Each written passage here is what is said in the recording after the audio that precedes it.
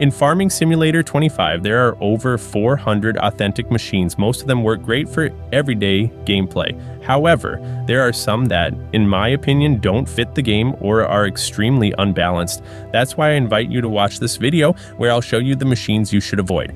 The number 1, Colar Force Technic K300T plus SKA1Z.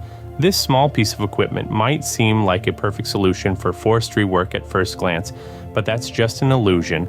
This winch is a true test of a player's patience. Setting it up on the ground is simple, no complaints there. The real challenge begins when you try to attach the cable. First, you must find a suitable tree. It has to meet numerous requirements, the right height, thickness, and position relative to the yarder. Moreover, there must be no obstacles nearby. Even when everything seems perfect, something always goes wrong. Even the largest tree in the game is often labeled as too small. And if you somehow find the right tree, it turns out to be too high up. The yarder only works uphill, but that's not the end of the problems. You need a tractor with at least 200 horsepower to operate this equipment. In return, you can pull only 1.5 tons of wood across 500 meters. To make matters worse, the second yarder in the game offers much better capabilities, longer pulling distances, higher cable capacity, and it doesn't even require a tractor. New Holland TK48 methane power. This tractor catches your eye with its small modern design. Unfortunately, those are its only strengths. The New Holland is methane powered, essentially fueled by cow farts. Refueling requires a special station, complicating matters right from the start. Another issue is its power. The tractor delivers just 70 horsepower, making it one of the weakest in the game. It's also expensive, costing $57,500. For that price, you get a tractor with a maximum speed of 12 kilometers per hour. In comparison, the Landini Rex 4 GTJ offers better performance and is equipped with a front 3-point hitch, making it a more versatile option. Number 3, Novog TForce Plus 950. This seeder has one advantage: its looks. Aesthetically, it's impressive. Unfortunately, this is a case where looks aren't everything. On paper, it seemed decent, a 9-meter working width and direct seeding capabilities. However, problems arise when you put it to work. The seeder requires a powerful 415 horsepower tractor, which rules it out for most farms.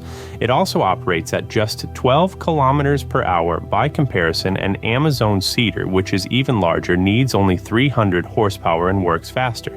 The Novog seeder costs over $300,000, making it more of a showpiece for impressing neighbors than an efficient tool. Number 4, RigitTrak SK60. RigitTrak is a tractor designed for steep slopes. Its self-leveling cab looks like an engineering marvel, but in the base version of Farming Simulator 25, there aren't many slopes where you can fully utilize its potential. The base maps are relatively flat. This tractor costs $127,500 but delivers only 75 horsepower. While unmatched in challenging mountainous terrain, standard maps don't justify its high price tag. It's like having a sports car in a rural town. It looks cool, but is nowhere to show off its capabilities. Number 5, Ailia RX 125. A motorcycle was something many players were excited about. Finally, something new, fresh, and dynamic. Unfortunately, reality hit hard. The driving physics make it feel more like a cartoon toy than a realistic vehicle. It can't be tipped over, it always stands upright. Steering is tricky and it often flies into the air. It jumps over obstacles like a bouncing ball and behaves unrealistically at high speeds. Even at its low price of $4,000, the motorcycle is more of a novelty than a practical mode of transport. Number 6. Oxo A515. This versatile machine from Oxo functions as either a slurry tanker or a manure spreader depending on the version you buy. While it looks impressive, its tank capacity is small compared to other options. If you choose the slurry version, you'll need to buy a specialized applicator, which is quite narrow. Opting for a wider applicator reduces working speed. The tank's capacity is unimpressive compared to standard game options. Other tankers are much cheaper and perform just as well. This machine costs nearly 500,000 euros, making it an expensive choice when cheaper, more efficient alternatives exist. Number 7. Massey Ferguson MF1840 and Arcuson Multipack D14. This Massey Ferguson baler seems ideal for small farms. It's affordable and doesn't require a powerful tractor.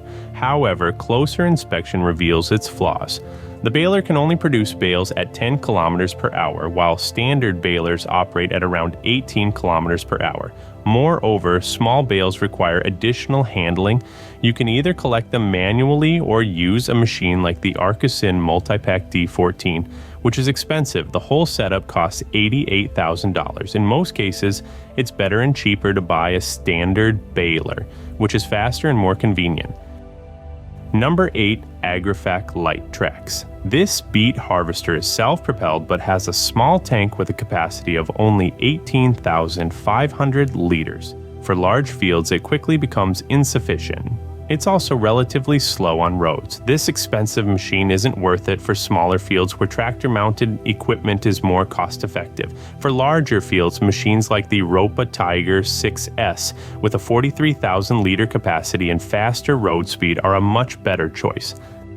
Number 9. John Deere CP690. This cotton harvester looks great on paper but is extremely expensive, costing $847,000, making it one of the most expensive machines in the game. Its biggest drawback is that it produces round bales, which cannot be unloaded until fully completed. This makes it inefficient for smaller fields. A case harvester, priced at $485,000, offers a better alternative. It produces rectangular bales that are easier to store and transport and can be unloaded even if not fully formed. Number 10. Senebogen 835G Hybrid. This crane is massive but essentially useless in the game. It's theoretically designed for loading large amounts of timber onto trains. However, the game's trains only have one wood loading car. The maps lack large-scale lumber yards or facilities to justify its use. The crane requires ample maneuvering space, which is scarce on standard maps. Its potential would be better realized if the train system allowed for configurable timber cars. Currently, it's more of a curiosity than a practical purchase.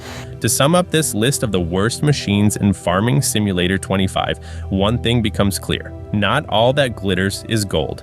Each of these tools and vehicles might look promising at first, but they come with flaws that can frustrate even the most experienced players. Whether it's the tedious setup of the Colar yarder, the impracticality of small bales, or the high costs of machines like the Novog TForce Plus 950, these choices often create more problems than they solve. While creating this video, I focused primarily on efficiency, versatility, and cost effectiveness.